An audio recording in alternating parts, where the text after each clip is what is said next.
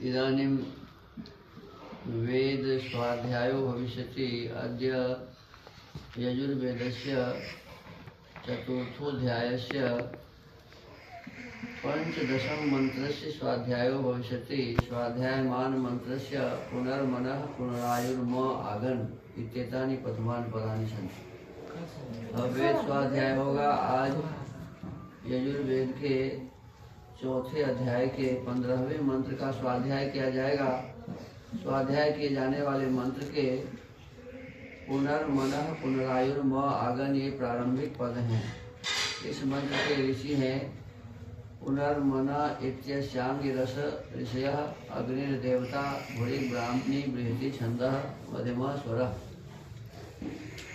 जीवा अग्निवायवादि निमित्तेन जागरणे पुनर्जन्मनि वा प्रसिद्धानि मन आदि निन्द्रियाणि प्राप्नुवन्तीत्युपदिश्यते।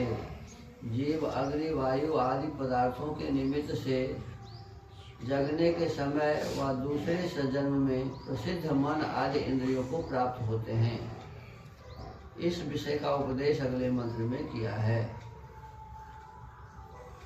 ओम पुनर्मनः पुनरायुर्म आगन पुनः प्राणः पुनरात्मा म आगन पुनश्चक्षुः पुनः श्रोत्रं म आगन वैश्वानरो दग्धस्तनूपा अग्निर्नः पातु दुरितादवद्यात्।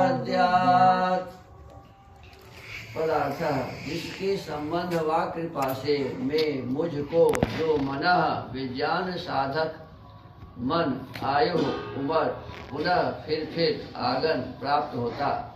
मैं मुझको प्राण शरीर का आधार प्राण पुनः फिर आगन प्राप्त होता। आत्मा सब में व्यापक सबके भीतर की सब बातों को जानने वाले परमात्मा का विज्ञान आगन प्राप्त होता। मैं मुझको चक्षु देखने के लिए नेत्र पुनः फिर आगन प्राप्त होते और श्रोत्रम शब्द को ग्रहण करने वाले कान आगन प्राप्त होते हैं। वह अदब्ध हिंसा करने अयोग्य तनुपा शरीर व आत्मा की रक्षा करने और वैश्वानर शरीर को प्राप्त होने वाला अग्नि व विश्व को प्राप्त होने वाला परमेश्वर न हम लोगों को अवध्यात निंदित दुरितात पाप से उत्पन्न हुए दुख व दुष्ट कर्मों से पालन करता है। इस मंत्र में श्लेषालंकार है। जब जीव सोने व मरण आदि व्यवहार को प्राप्त होते हैं तब जो मन आदि इंद्रिय नाश हुए के समान होकर फिर जगने व जन्मांतर में जिन कार्य करने के साधनों को प्राप्त होते हैं वे इंद्रिय जिस विद्युत अग्नि आदि के संबंध परमेश्वर की सत्ता व व्यवस्था से शरीर वाले होकर कार्य करने को समर्थ होते हैं।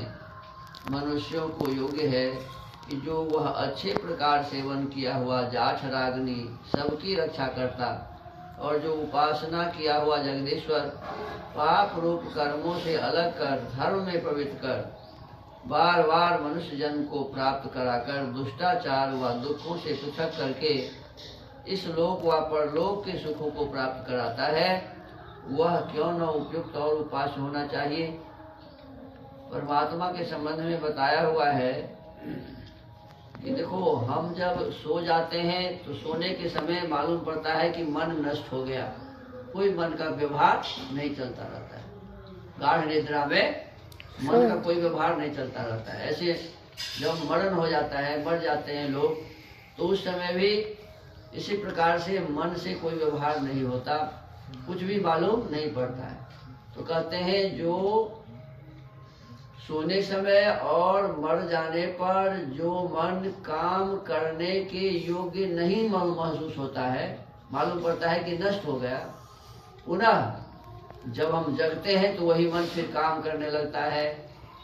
और जब हमारा दूसरा जन्म होता है तब हमारा ये मन काम करने लगता है। अब देखो 4 दिन पहले 5 दिन पहले अपने यहाँ जो बच्चा का जन्म हुआ तो जन्म लेते ही अब उसका मन काम करने लगा, दौड़ने लगा, खड़ा होना चाहता था, खड़ा हो गया, फिर जाके दूध पीना चाह रहा था, दूध खोज रहा था, गाय के चारों ओर घूम रहा था।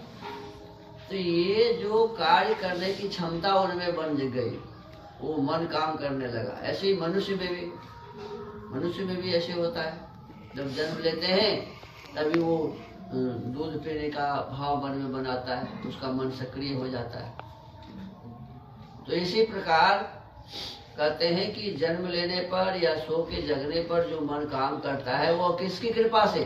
प्रभु। तो वह ब्रह्म परमेश्वर की कृपा से, ईश्वर की कृपा से ये सभी काम होता है, हो रहे हैं।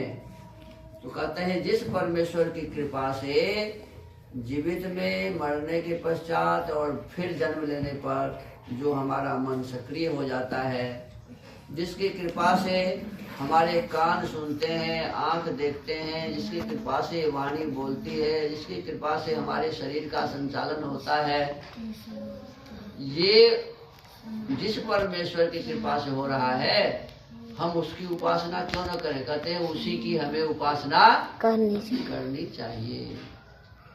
तो आज के इस वेद स्वाध्याय में हम लोगों को बताया गया कि हमको आपको अपने इस जीवन में क्या करना चाहिए। तो विशेष रूप से उस परमेश्वर की उपासना हमें करनी चाहिए। क्यों? कि वही परमेश्वर हमें दुख से छुड़ाएगा, वही परमेश्वर हमें अनेक प्रकार के जन्मों को प्राप्त कराएगा और वही परमेश्वर हमारे कर्मों का फल देगा, हमें सुख को प्राप्त कराएगा। इसीलिए उस परमेश्वर की हमें उपासना बड़े ही श्रद्धा भाव से करनी चाहिए। तो आज के स्वाध्याय के क्रम को यही विराम देते हैं। ओम।